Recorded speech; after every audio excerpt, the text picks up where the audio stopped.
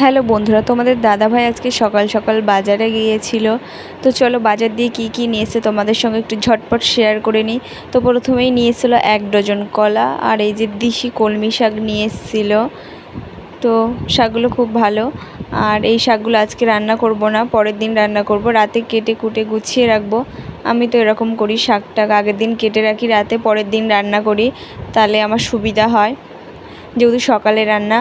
আর এই যে তার সঙ্গে নিয়ে এসেছিলো আদা, গন্ধরাজ লেবু, গাজর, ক্যাপসিকাম, পেঁয়াজ। তো এইগুলো নিয়ে এসেছিলো।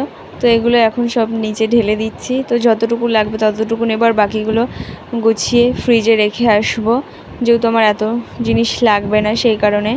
গাজরগুলো লাগবে আর ক্যাপসিকামটা তো লাগবে।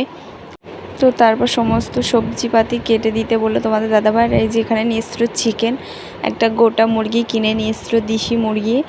তো আর এই যে সলিডগুলো আলাদা করে নিয়ে এসেছিলো, বললো এগুলো তুমি আলাদা ফ্রিজে রেখে দাও, এটা রবিবার দিন চিলি চিকেন বানাবো, আর আজকে চিকেনটা আমি রান্না করব, তুমি সমস্ত জোগাড় করে দাও।